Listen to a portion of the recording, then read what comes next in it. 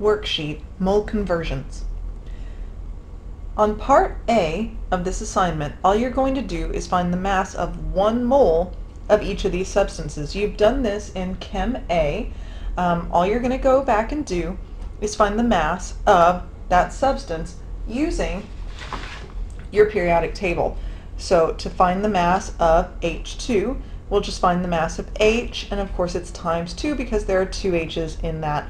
To find the mass of MgOH2, you'll find the mass of 1 Mg, 2 O's, and 2 H's because the 2 is outside of parentheses, meaning there's 2 times what is inside the parentheses. Do that for 1 through 6. Then when you get down to part B, this is where it gets a little different from what you've been doing. And we're going to find how many moles are in a certain number of grams of a substance. Now these substances, magnesium hydroxide, hydrogen gas, and carbon dioxide, are these first 3 compounds that you've already done the molar mass up. So you don't have to do these again. But what you're going to do is set up a problem that is going to allow you to figure out how many moles would be in a gram of that substance. Now in the reading material, it does show you how to do this, so you can look back to this for reference. It says you're going to first write your given, so the number of grams of the substance that you're given in the question. Then you're going to put grid lines. Okay, you do not put anything at this bottom part because it's understood to be 1. So you're going to put the number of grams of the substance you're given, and then you're going to set up a fraction showing how many grams would be in 1 mole of the substance. In other words, if I were given, for this substance Fe2S3, if I were given 207.892 grams of it, then I would know I had 1 mole, because 1 mole is equal to 207.892 grams of Fe2S3. However, in this case, I don't have the 207.892 grams that would be in 1 mole. So I'm going to figure out how many moles I do have by, I'm basically setting up a proportion question. I say I have this many grams of the substance, 1 mole would be this many grams of the substance, grams of Fe2S3 cancels out, and I'm left with this number, the 510.63 I was given, times 1 mole, divided by 207.892.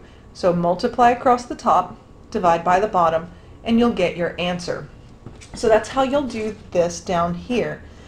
Now I'm going to go ahead and do number 2 for you, because number 1 up here is your H2. H has a mass of 1.008 grams per mole, but we have 2 of them, and so that gives us a mass of 2.016 grams per mole. Now I'm going to do number 2 down here.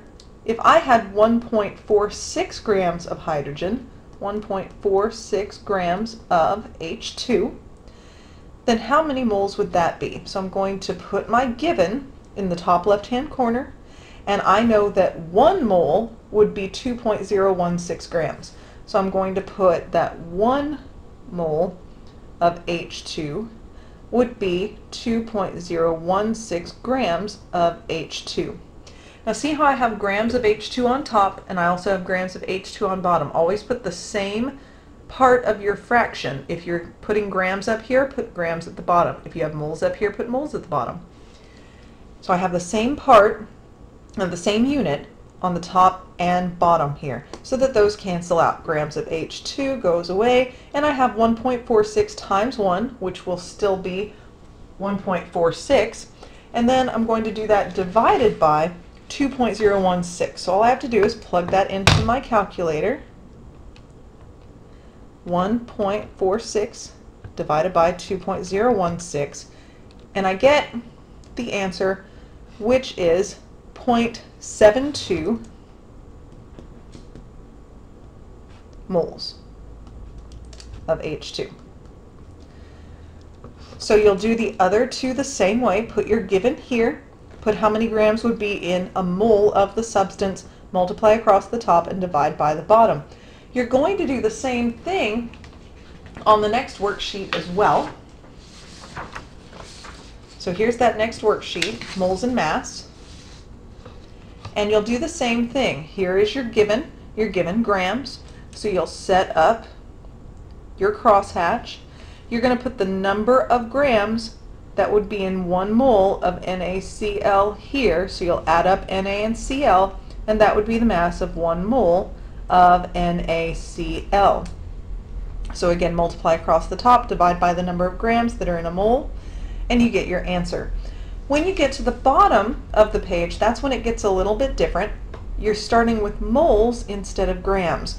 So you're still going to have your given at the top left of your crosshatch, but now since moles is on top, you're going to put your 1 mole of NaCl on bottom and put the number of grams that are in a mole of NaCl on top. So again, you're still adding up the mass of Na and Cl, but you want moles of NaCl to cancel out. So you put that on bottom here and put the number of grams that would be in that in NaCl up top on your fraction. So then you would do 2.5 times that number of grams divided by your 1 mole to get your answer. So you'll do that for 1 through 5 on both parts, grams on top, grams on bottom, moles on top, moles on bottom. Go ahead, plug these all into the calculator after you've figured out the mass of 1 mole, and then you'll have your answer. If you do get stuck or have any more questions, please come